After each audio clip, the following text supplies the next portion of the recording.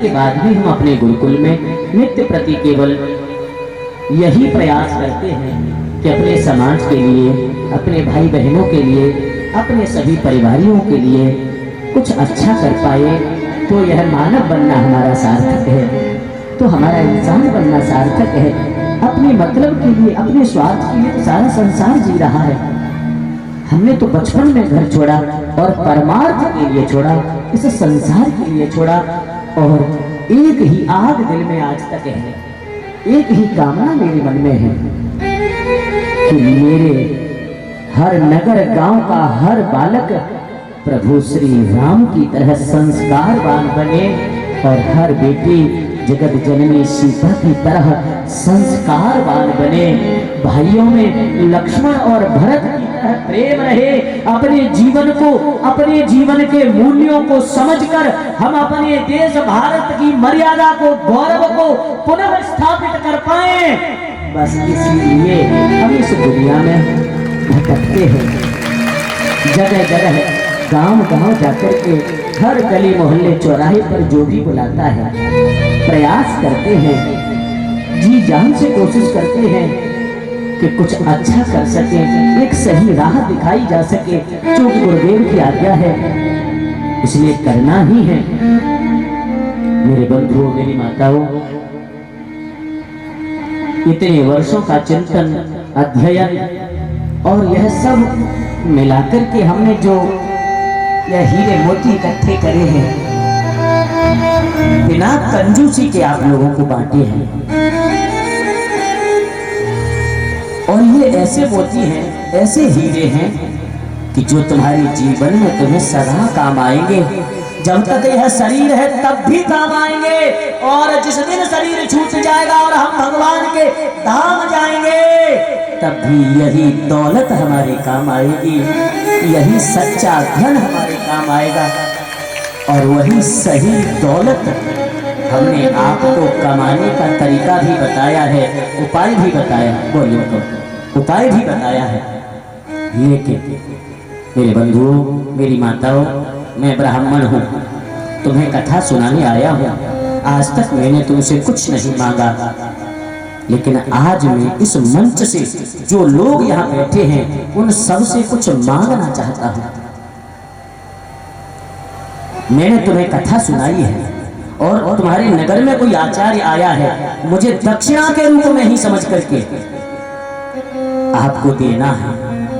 यदि आप मुझे यह दक्षिणा देंगे तो मैं समझूंगा कि मेरी कथा सुनाना सार्थक हो गई, मेरी कथा सफल हो गई। मेरी माताओं, मेरी बहनों, भाइयों, बंधुओं, जिन लोगों ने कथा सुनी है, यहाँ बैठ के सुनी है, घर में बैठ के सुनी है, बाहर जहाँ भी बैठ के सुनी है, उन सब से एक वृंदावन से आया ब्राह्मण झोली फैला के मांग रहा है, मुझे एक वचन दीजिए। क्या मुझे दक्षिणा दोगे? पहले हाथ उठाओ सब लोग।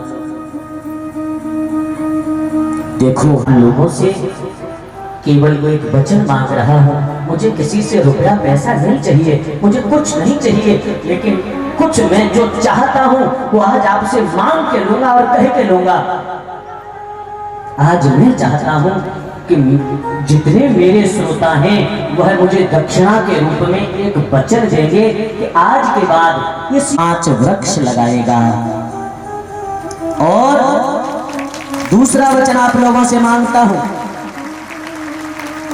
कि जो हम व्यर्थ में जल बहाया करते हैं, जहां जरूरत 1 लोटा की है 2 बाल्टी फैलाते हैं, उन सब लोगों से हाथ जोड़ के कह रहा हूं कि यह जीवन है, यह धरती का सार है, इसे बर्बाद मत कीजिए। हमारे पूर्वजों ने जिस प्रकृति की सुरक्षा ऐसे की कि इतने युगों तक कुछ नहीं बिगड़ा, लेकिन इन 50-40 सालों में हम लोगों ने इस प्रकृति के साथ कितना खिलवाड़ किया है, कितना इस प्रकृति का दोहन किया है कि यह प्रकृति कुपित हो गई है, यह क्रोधित हो गई है, और इतनी क्रोधित हो गई है कि यह अब बिल्कुल ऑन स्पॉट फैसले के मूड में आती है।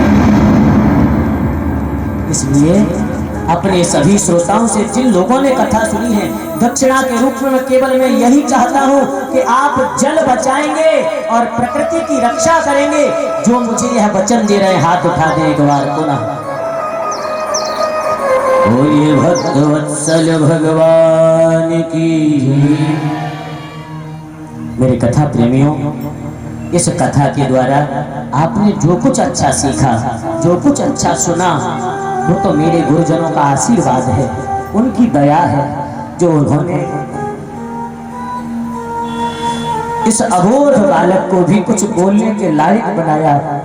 और जो चीज आपको अच्छी ना लगी हो, जो बातें आपको अच्छी ना लगी हो, और जो कमी, जो भूल भी आपको लगी हो, वो व्यक्तिगत मेरी है, वह कमी मेरी है।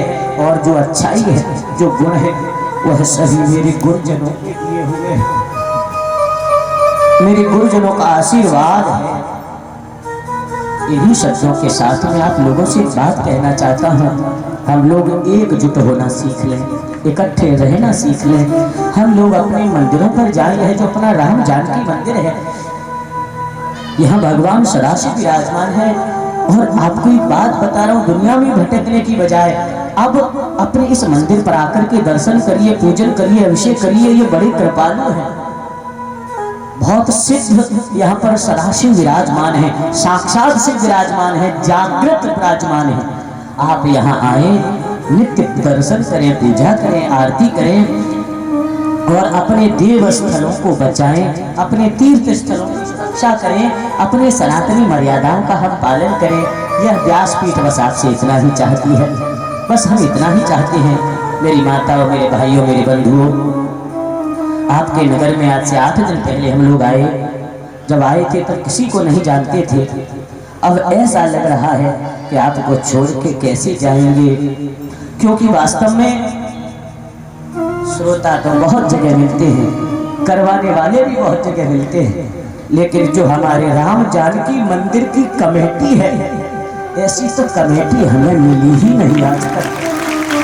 इतना परमार्थ, केवल संसार का हित, केवल अपनों का भला, और कोई इच्छा नहीं, कोई कामना नहीं।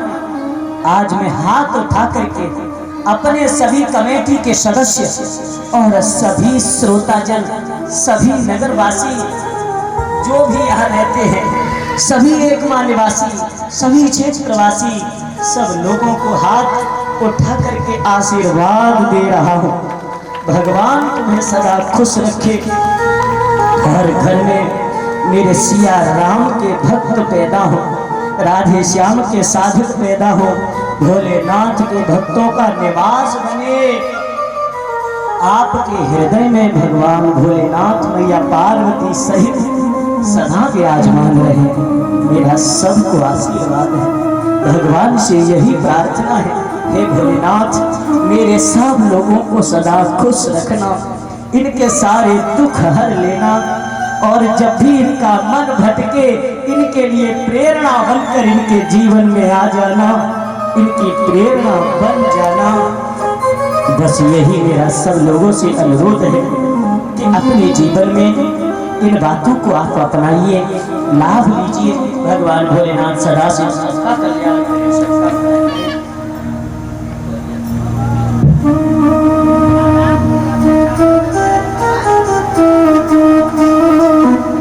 हम तो भैया भगवान के नाम के हीरे मोती बांटने वाले हैं।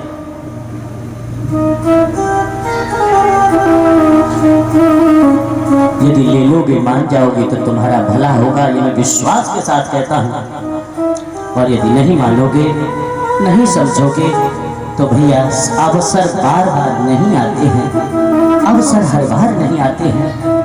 अब इन्हीं शब्दों के साथ मैं अपनी वाणी को विराम देने की भगवान भोलेनाथ से अनुमति चाहता हूँ। और आप सबके हृदय में विराजमान उस परम पिता परमात्मा को सादर दंडवत अनंत कोटिशः प्रणाम करते हुए इस पावन दिव्य ज्ञान यज्ञ के समापन की अनुमति चाहता हूँ। भगवान से प्रार्थना करता हूँ, हे भोलेनाथ, सदा इस क्षेत्र में, इस देश में, इन लोगों के हृदय में आप हमेशा विराजमान रहें, यही मेरी प्रार्थना है। यह हीरे मोती बीन लीजिए, उठा लीजिए, नहीं तो कल क्या होगा कोई नहीं जानता।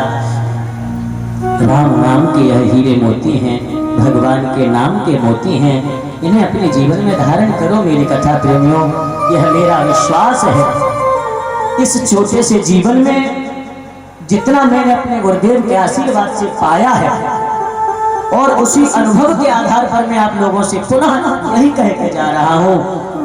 मेरा मन हुआ है कि मैं तुम्हारे क्षेत्र में 5 साल आऊं और 5 बार यही इसी मंदिर में बैठकर तुम लोगों को कथा सुनाओ। बुलाओगे माँ वालों? इस बार मैंने आप लोगों को तैयार किया है।